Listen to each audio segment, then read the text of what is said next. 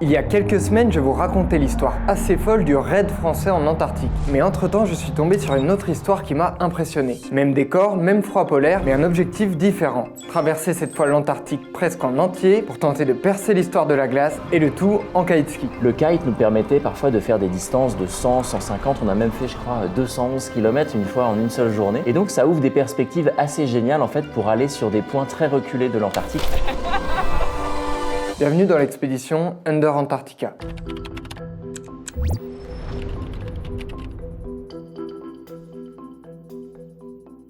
Nous sommes au cœur du continent blanc, au tout début de l'expédition. Ce jour-là, alors qu'ils avancent sur leur kite ski en tractant leur traîneau Pulka derrière eux, ils doivent affronter une mauvaise surprise. La Pulka qu'on tracte derrière nous sur une surface qui n'est pas lisse, elle subit des chocs insensés et je pense que le matelas a souffert de ça aussi. Et donc dès le début de l'expédition, on se retrouve avec Heidi à dormir juste sur un petit matelas en mousse. En fait, l'un comme l'autre ont percé leur gros tapis de sol, pourtant très important pour s'isoler du froid la nuit. Malgré ça, Heidi Sevestre et Mathieu Torder vont tenter de traverser ce désert glacé à la seule force du vent et de leur corps. C'est la première fois qu'on va partir aussi longtemps, tous les deux, en autonomie sur ce continent extrême. Et donc, il y a l'excitation d'être là. Une excitation de partir, mais aussi assez peur de ce que vont être les premiers jours. J'en profite pour vous rappeler que pour ne rien rater de nos vidéos, vous pouvez vous abonner à la chaîne de Brut.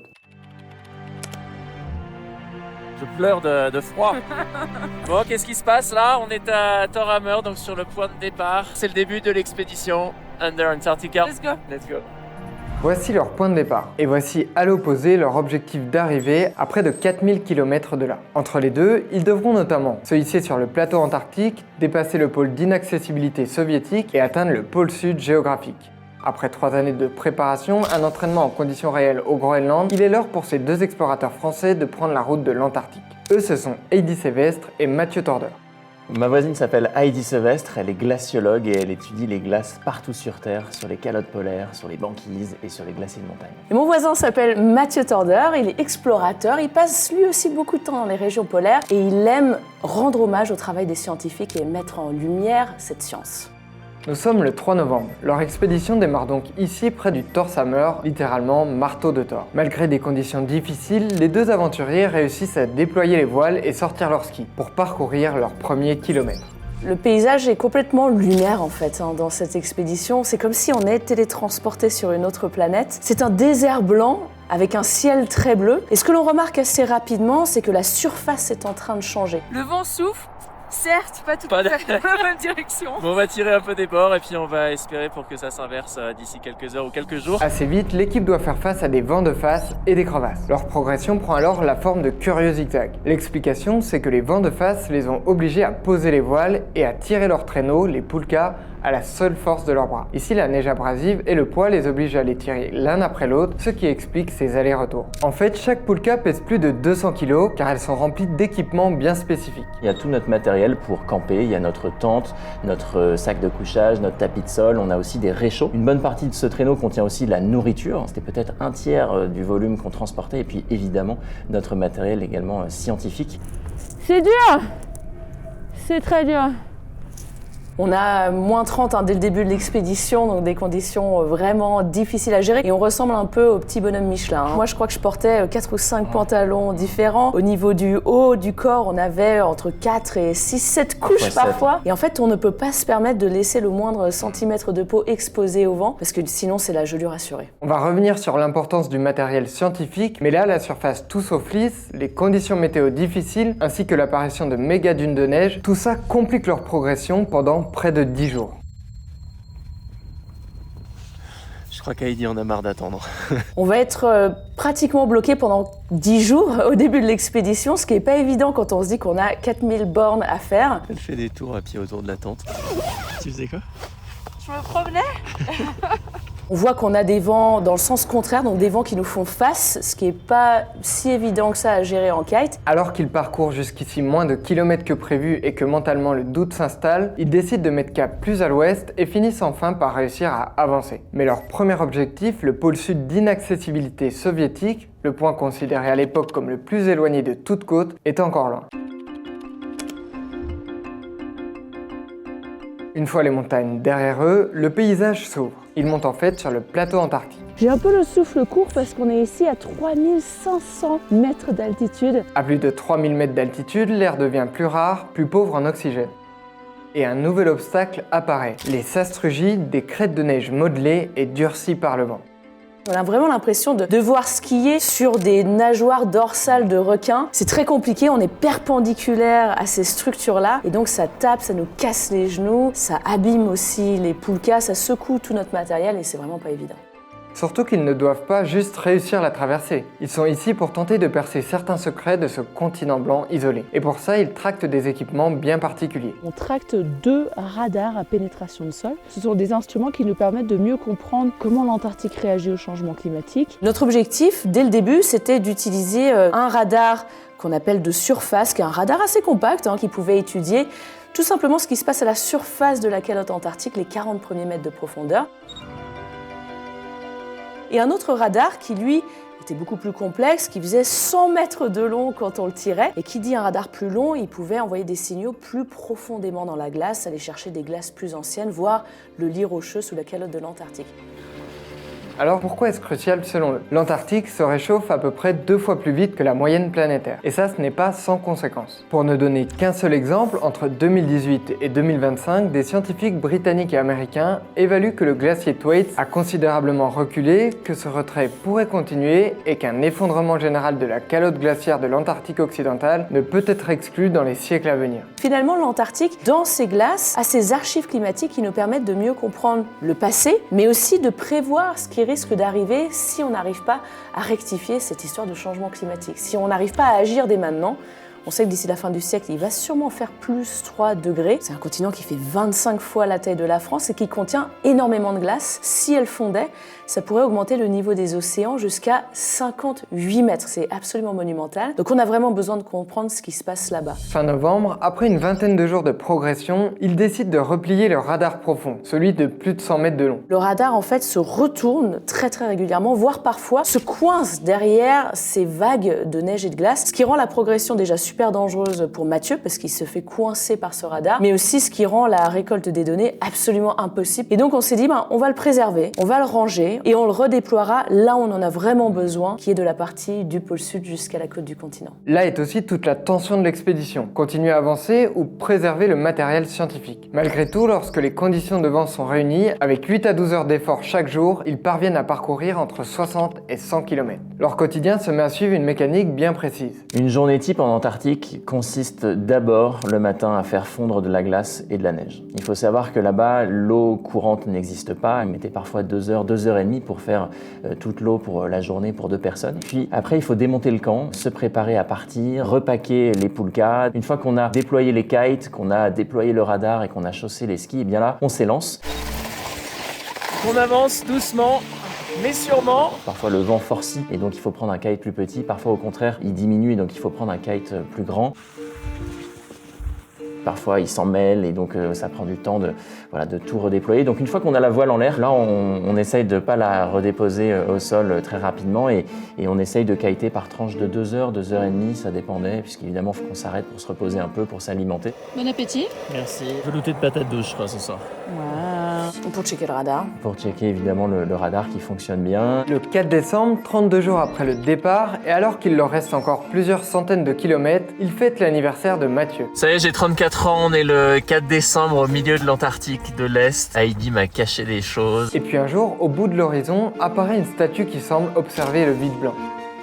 C'était le 14 décembre 2025 et je me souviens, on était en train de kiter et on voit à l'horizon un petit monticule jaune et ce petit point jaune, ça n'était autre qu'une statue de Lénine. Les Russes ont laissé un buste sur place sur le toit de la station qui aujourd'hui a été englouti par la glace et la neige et qui regarde tout droit vers Moscou. C'était pour nous le premier visage en fait qu'on voyait dans cette expédition. Incroyable d'être là.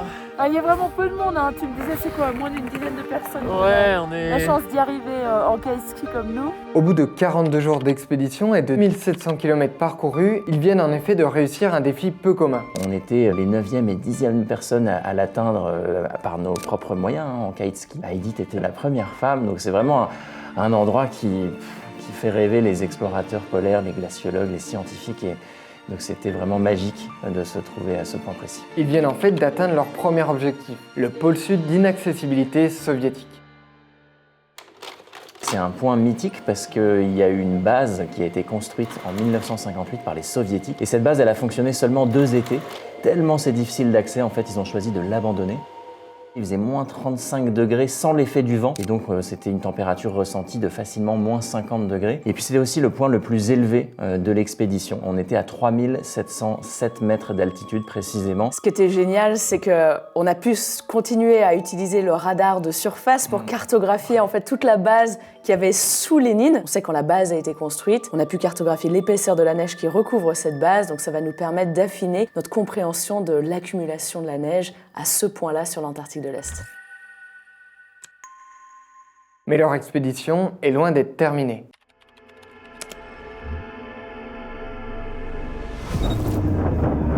Le 15 décembre, après avoir passé la nuit au pôle sud d'inaccessibilité soviétique, à une 50aine de mètres du buste de Lénine, Eddie et Mathieu sont réveillés par un vent violent. Pour cette nouvelle partie du chemin qui commence, les conditions météorologiques ne semblent pas toujours de leur côté. La partie entre le pôle sud d'inaccessibilité et le pôle sud géographique, qui est vraiment l'axe de rotation de la Terre, n'a pas été aussi facile que ce qu'on aurait espéré ou imaginé, puisqu'on a encore le vent qui nous a joué des tours. Il y a des moments où on n'en a pas eu du tout. Il y en a eu des moments où la surface était aussi un petit peu compliquée. Alors qu'ils progressent en direction du pôle sud, le ciel bleu omniprésent jusque-là commence lui aussi à changer. On commence à avoir des nuages. On se dirige vers l'ouest à ce moment-là. Et on sait que l'ouest de l'Antarctique est beaucoup plus maritime, beaucoup plus influencé par l'océan. On trouve ça très kiffant au début de voir un ciel qui est en train de changer. Mais pour nous, ça commence à devenir un problème. En effet, sans soleil, les panneaux solaires produisent moins et les batteries descendent dangereusement. Tous nos appareils scientifiques, tous nos moyens de télécommunication sont chargés par des panneaux solaires. Parfois, il ne leur est plus possible d'utiliser certains appareils. Alors qu'ils sont à peu près à mi-chemin de l'étape, Joyeux Noël! C'était vachement important pour nous en fait d'avoir des moments où on pouvait souffler un peu, célébrer et aussi penser à nos proches. On était quand même à 12 000 et quelques kilomètres de la France et la chance qu'on avait, c'est qu'on pouvait communiquer avec eux par télécommunication satellite. Et donc on a appelé nos proches pour Noël, pour le jour de l'an. On avait quand même des petits cadeaux qu'ils nous avaient mis de côté, ce qui était absolument génial. Alors on avait des calissons, on avait des chocolats qui étaient super bons. C'était le bonheur absolu. Le 31 décembre 2025, ils assistent à un phénomène assez rare que l'on appelle parélie. C'est merveilleux parce que ça dure quelques minutes. C'est un immense cercle avec des grands halos. On a l'impression d'être sur une autre planète quand on voit ça. Ce phénomène optique est en fait causé par l'interaction de la lumière solaire avec des cristaux. En parallèle, sur cette portion, le relief change de nouveau et des sortes de collines et de vallées apparaissent. Le 2 janvier, il leur reste environ 150 km en ligne droite pour atteindre le pôle sud géographique. Et la journée commence sous les pires auspices.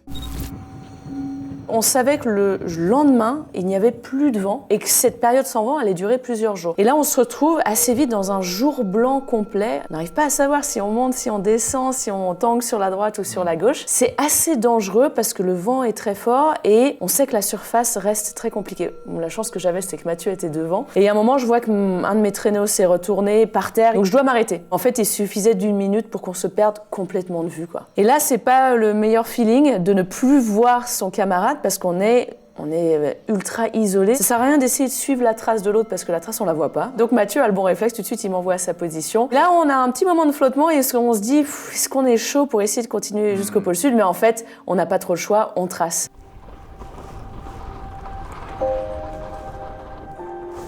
Et puis soudain, au loin, il commence à voir des sortes d'ombres se dresser. On n'avait pas vu de bâtiment depuis 2 mois. Le cerveau comprenait pas vraiment ce qu'on était en train d'approcher. On arrive à un endroit où il y a des drapeaux des pays fondateurs du traité de l'Antarctique, avec cette magnifique boule qui est belle comme un miroir et qui marque l'endroit symbolique du pôle sud. Bienvenue au pôle sud géographique. On l'a fait. On fait le tour du monde, je crois. Attends. Ils viennent d'atteindre la base américaine Amundsen-Scott qui se situe pile au pôle sud. Celle-ci a été créée en 1956 et nommée en l'honneur de Roald Amundsen et Robert Scott, les 2 premiers explorateurs qui ont réussi à atteindre le pôle sud en 1911 et 1912 à quelques semaines d'intervalle. Aujourd'hui, cette base peut accueillir plus de 150 scientifiques en été. Pour nous, c'est aussi le moment où on va reconnecter un petit peu avec d'autres humains. C'est la première fois qu'on va s'asseoir à une table, qu'on va manger avec un couteau, une fourchette, une assiette, qu'on va être dans un bâtiment chauffé. Après 2 jours dans cet endroit où ils ont pu souffler et réparer leur matériel, ils s'apprêtent à reprendre la route pour tenter de boucler leur traversée.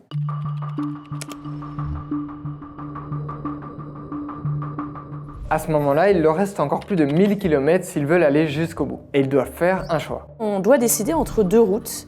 Une route avec beaucoup d'incertitudes, mais qui est plutôt pas mal pour la science, qui s'appelle le bottleneck, en gros l'entonnoir, qui va connecter l'est de l'Antarctique à l'ouest de l'Antarctique, là où on est intéressé par des glaces qui peuvent remonter jusqu'à 130 000 ans. Et 130 000 ans, sur Terre, il faisait naturellement assez chaud. Et on aimerait savoir, est-ce que des parties de l'Antarctique se sont effondrées carrément quand il faisait aussi chaud? Cette partie-là, on sait qu'il y a beaucoup d'incertitudes. Il n'y a personne qui est capable de nous dire s'il y a des crevasses, s'il y a des dunes de neige et de glace. On a nos routeurs météo qui n'arrivent pas non plus à nous dire si les vents soufflent dans le bon sens. Et finalement, on commence à être un peu à court de temps. Et donc, on switch notre décision sur la route plutôt classique qui va du pôle sud jusqu'à la côte de l'Antarctique. Nos scientifiques avec lesquels on bosse de la British Antarctic Survey valident que cette partie-là, elle est quand même intéressante. Sur leur parcours, les vents sont dans le bon sens et ils se retrouvent dans des topographies qui sont de plus en plus pentues. Ça va très très vite! Le vent devient de plus en plus violent, la surface est très difficile et donc jusqu'au bout de l'expédition, on doit rester ultra vigilant. On est à 700-800 km de l'arrivée! Malgré la fatigue, malgré le fait qu'on a hâte finalement d'en arriver au bout, d'arriver jusqu'à la côte, il faut qu'on reste concentré. On ne peut pas se permettre de faire de la moindre erreur parce qu'on sait très bien que les accidents, ils arrivent souvent à la fin d'une expédition. Après plus de 3000 km, ils ressortent de leur Pulka le long radar et le redéploient. On arrive à récolter des données malgré ces conditions difficiles et ces données vont nous permettre de mieux comprendre non seulement l'épaisseur de la glace à cet endroit-là en Antarctique, mais aussi d'aller chercher des glaces anciennes qui sont parmi les meilleures archives du climat que l'on a sur Terre, qui ont enregistré un moment où l'Antarctique a vécu des températures assez chaudes, plus 3 degrés, des températures qu'on pourrait potentiellement vivre. Ce qui nous intéresse particulièrement, c'est de savoir est-ce qu'il y a des parties de l'Antarctique qui sont effondrées à ce moment-là, pour mieux comprendre la contribution de l'Antarctique à l'élévation du niveau des mers. Après des milliers de kilomètres de paysages presque identiques, des montagnes réapparaissent à l'horizon. Ce sont les pics des Thiel Mountains qui se détachent nettement de la blancheur du plateau polaire. Mi-janvier, après près de 75 jours d'expédition, une autre étape les marque. Et un souvenir que je garde bien en mémoire, c'est à mi-parcours, il y a une toute petite cabane bleue qu'on visait tous les deux sur notre GPS. Dans cette cabane, il y a des toilettes. Donc ce sont les toilettes les plus isolées du monde et ces toilettes, elles ne sont pas installées là par hasard, elles sont installées là parce qu'il y a une réserve de kérosène pour les petits avions qui font la liaison entre plusieurs bases scientifiques pendant l'été austral. Les conditions météorologiques se compliquent de nouveau. Ils se retrouvent piégés dans de larges cuvettes où les vents tourbillonnent, changent brutalement de direction et déséquilibrent les voiles. Alors qu'ils se rapprochent de leur objectif, l'expédition redevient particulièrement physique. Le vent se renforce, la surface durcit de nouveau. Une journée entière, ils doivent même rester sous la tente puisqu'il est impossible de progresser en sécurité. Nous sommes le 18 janvier et depuis leur tente, ils se connectent en direct en visioconférence avec près de 2000 élèves. Je me souviens qu'on a pu être en contact avec ces jeunes régulièrement grâce à notre connexion satellite, à la fois pour répondre à leurs questions, mais aussi pour avoir des temps d'échange. En fait, un de leurs autres objectifs, c'est de raconter leur expédition et de sensibiliser à plusieurs enjeux. On est hyper fiers et heureux d'avoir, avec l'association Témoins Polaires, créé un programme éducatif et pédagogique qui consistait en fait en des colis numériques, et donc c'était des PDF en fait qui étaient construits sur les sciences polaires, mais aussi sur la glace, sur l'environnement, sur le climat, sur les solutions qui existent. Et nous, on l'alimentait depuis le terrain. Ce qui nous a vraiment le plus touché, au-delà de la science qu'on a pu récolter, c'était de pouvoir être accompagné par des centaines de milliers de jeunes tout au long de cette expédition, de pouvoir leur partager des connaissances sur le changement climatique, de pouvoir les motiver à passer à l'action. Et puis 80 jours après le départ, le 21 janvier 2026, ils s'élancent à une trentaine de kilomètres de leur objectif final. Ils sont de nouveau dans une zone jonchée de crevasses. Pour les éviter, ils doivent prendre de grands virages. On arrive sur ce qu'on appelle une plateforme de glace, donc c'est de la glace continentale qui vient flotter comme ça sur l'océan. On voit pas trop la différence parce que c'est blanc partout et c'est de la glace partout. Mais quand on se dirige dans cet endroit-là, on sait que la glace accélère et que c'est là qu'il peut y avoir la présence de crevasses. Et donc nous, on a des points GPS très précis à atteindre et il n'est pas question de dérouter notre itinéraire. Après, elle est très belle cette fin d'expédition parce qu'il y a une chaîne de montagnes qui s'appelle les montagnes Ellsworth. On les a vues de près. Dans cet environnement, une autre surprise les attend. Ces dernières heures de l'expédition auront été ultra laborieuses. Ça y est, c'est la fin de l'expé. On passe de 20 nœuds de vent, ce qui est assez sportif quand on est en kite, on commence à arriver à notre limite, à pratiquement 0 nœuds de vent en quelques centaines de mètres à peine. Là, ça devient très compliqué et c'est là où on décide de poser nos kites et de tirer nos poulkas à la force de nos jambes. On arrive à Hercule Inlet. Pas de la manière dont on avait imaginé. Le 21 janvier à 20h50 heure française, Heidi Sevestre et Mathieu Torder atteignent finalement Hercule Inlet, leur point d'arrivée. En 80 jours, avec les arrêts, ils ont parcouru 3900 km. Je trouve ça assez fou. Leur expédition Under Antarctica est la première traversée française de l'Antarctique en kiteski et la première au monde entièrement dédiée à la science polaire. On est arrivé à la fin de notre expédition, on est à Union Glacier. Pour nous, c'était super important de rendre hommage à toute la science qui est faite dans les régions polaires. On sait qu'aujourd'hui, c'est pas simple de continuer à étudier le changement climatique, que ce soit au pôle Nord comme au pôle Sud. Et c'était très important d'être très clair sur le fait que nous, on a une toute petite mission scientifique, mais à quelques centaines et milliers de kilomètres autour de nous, il y avait des grosses équipes dans des bases scientifiques qui récoltaient des données super importantes pour mieux comprendre comment l'Antarctique répond au changement climatique et dans nos différents pays respectifs, de pouvoir mieux se préparer à une certaine hausse du niveau des mers, à un changement des courants océaniques et surtout tout faire pour préserver l'Antarctique le plus longtemps possible. C'est tout pour cet épisode, j'espère qu'il vous a plu. Un grand merci à Azilis pour son travail sur l'épisode et à toutes les personnes de Brut qui ont participé. Et je vous dis à bientôt.